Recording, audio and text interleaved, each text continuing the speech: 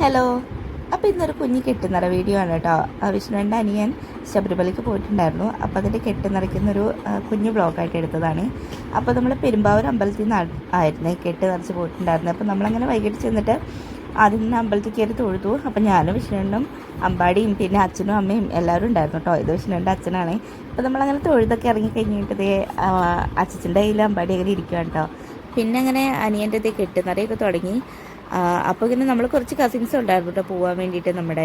അപ്പോൾ കുറച്ച് പേര് വീട്ടിൽ നിന്നും ബാക്കി അമ്പലത്തിൽ നിന്നുമായിട്ടാണ് കേട്ടോ കെട്ട് നിറച്ച് പോയിട്ടുണ്ടായിരുന്നത്.